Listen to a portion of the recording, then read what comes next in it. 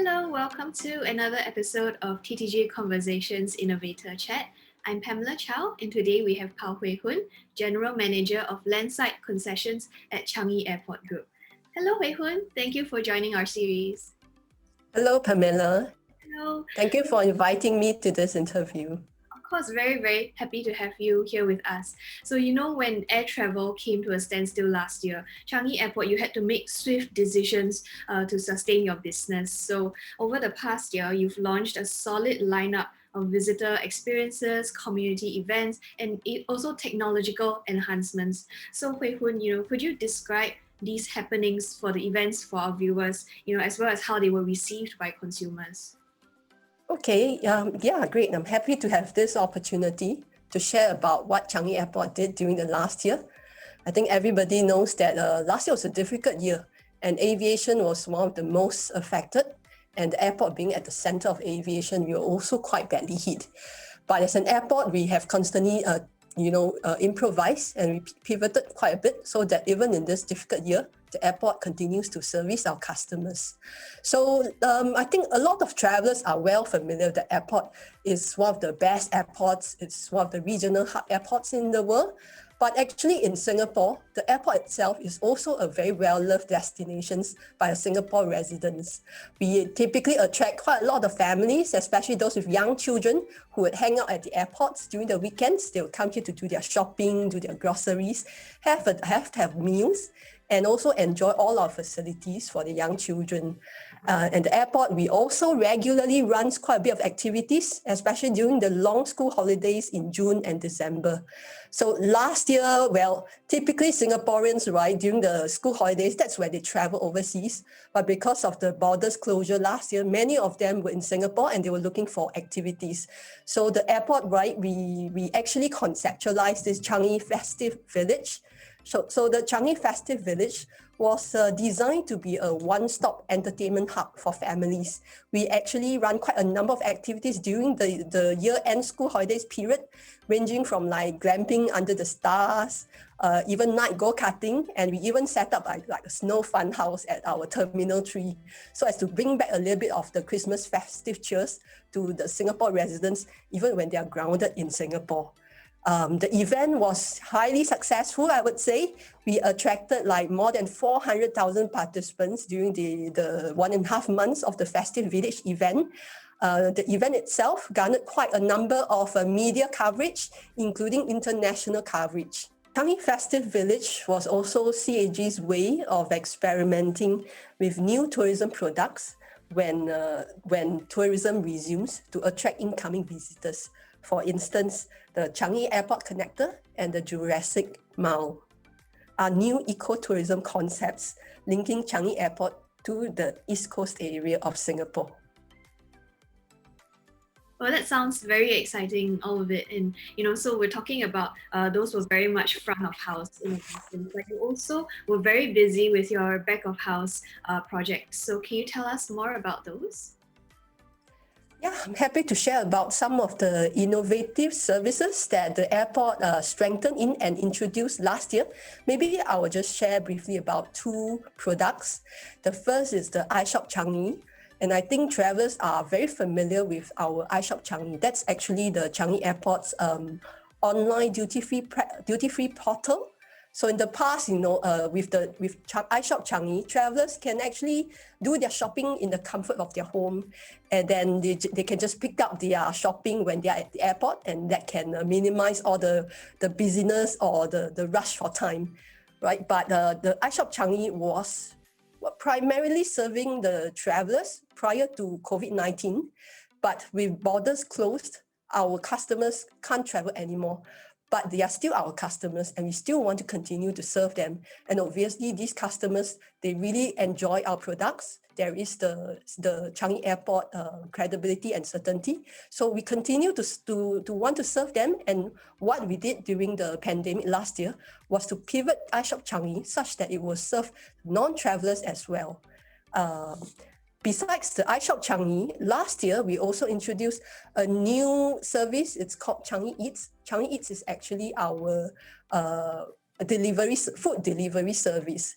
So actually, even before COVID-19, right, the airport, we have already observed a trend of food delivery in Singapore.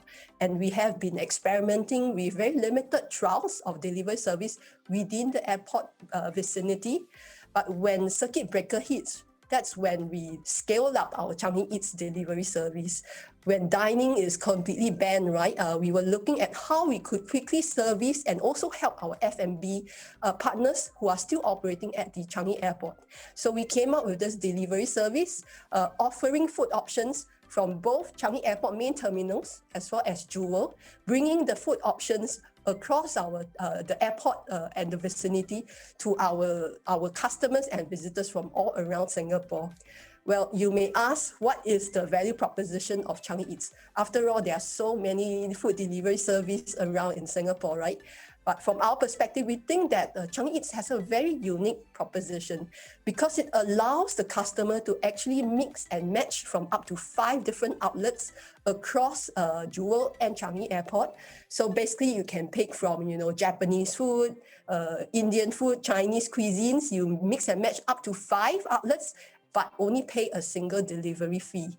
And to bring even more cost savings to our customers, we even partner with MasterCard, such that customers who choose to pay with the MasterCard, they can actually enjoy free delivery. So Pamela, the next time when you have a social gathering at home, please remember to order from Changi Eats. And I can try 5 different types of cuisine. It's very value for money. Yes. Precisely. So, talking about whether it's bringing Singaporeans to the experience of being in Changi and Jewel, or bringing the experience of eating in Changi to your consumers at home, how have all of these efforts helped the airport and helped the businesses under your wing? Definitely, I think with iShop Changi pivoting to help to service even the non-travelers, it allows our concessions, our tenants, to continue to service and continue business even during this pandemic period when many of our customers in the past could no longer fly.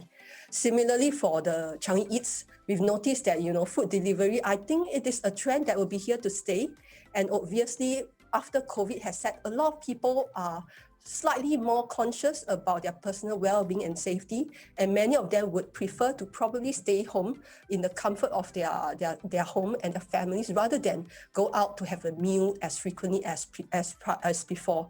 So with a Changi Eats food delivery service, we allow our customers to continue to service this, and in fact, it allows our F&B tenants at the airport to even reach out to customers that previously were not coming to airport because of our geographical locations. Then, of course, probably many of you may not be aware that the Changi Airport landside business is really business as usual. More than 90% of our landside outlets are already operating and servicing our customers as well as the airport workers. So with the Changi Festive Village, as well as campaigns and promotions that the airport continues to run on a regular basis, we continue to drive business and sales to help our tenants.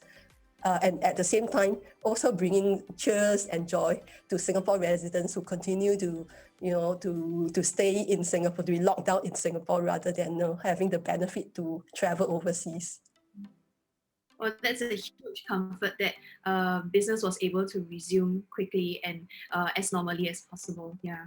So, I want to talk about the process of executing these events. They are so popular. And so when planning and implementing them, what special considerations do you have with the pandemic in mind? Yeah, I think with the pandemic, right, people are a lot more careful about their personal well-being and safety and security. For events that we're running at the airport itself, we also put in all the safety measures to ensure that our customers and visitors who come down to the airport would feel reassured and confident that they're in a safe environment.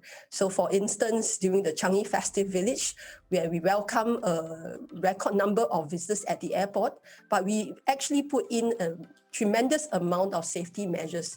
We ensured that there's safe distancing across the entire terminal where activities are taking place. We mobilize additional manpower to ensure that at locations where queues are likely to be formed, there's at least still a good safety, social distancing between people. And then we also work very closely with our tenants at the airport, making sure that our tenants itself collaborate with the airport to ensure that their customers within their premises are maintaining good safe distancing, and that for restaurants, for instance, they are keeping the maximum size of dining to no more than the mandatory allowable limit. With these initiatives that we work together, both with the airport as well as with our partners, we make sure that we put in place a safe environment that can give our customers and visitors, as well as the airport workers, a safe peace of mind. So it sounds like you have a very good relationship with your tenants, and that is very important. So as we look now into 2021 and beyond, how do you envision these projects? How will they evolve? And can we also expect any other developments from Changi Airport? We have noticed that with the COVID pandemic, actually the individual's consumption habit has changed quite a bit. So initiatives like iShop Changi and Changi Eats, we will definitely be enhancing our service and our product offerings as the trend is likely to stay for some time. As for upcoming initiatives for the coming year, actually the airport is working on a number of exciting initiatives. Right, physically, in terms of the infrastructure, we continue to enhance our services, especially at Terminal 3. In the basement level, that's where we have a cluster of shops and F&B dining. Over the years, the airport has been making incremental enhancement so that the whole shopping area, the experience continue to feel very refreshed and new. We will be continuing to make more changes to bring in new brands at the airport, and we welcome more visitors to come down to experience a new Changi Airport Terminal 3 Basement 2.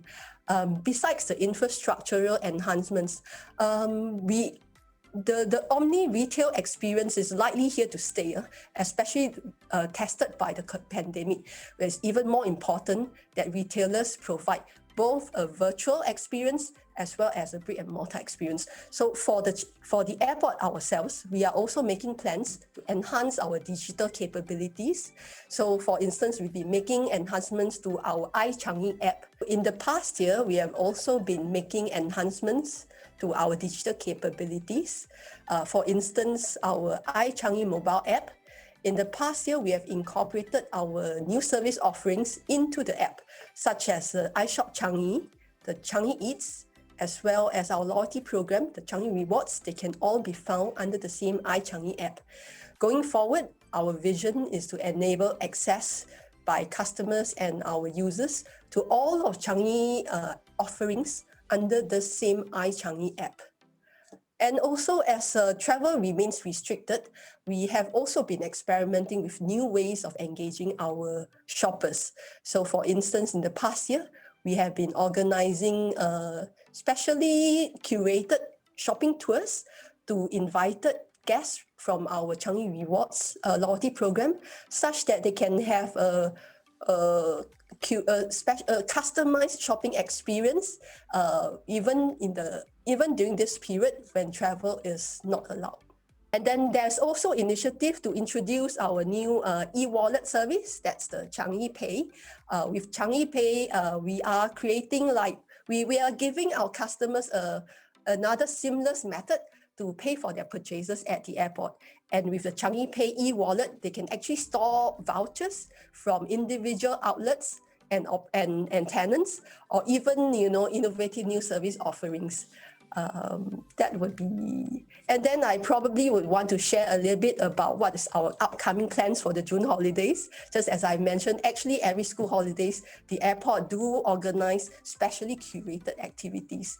And especially for this upcoming June, given that leisure travel is unlikely to be resumed yet, we are already coming up with new ideas about how we can continue to engage our customers. So it's quite likely that we will continue to organize family-friendly activities.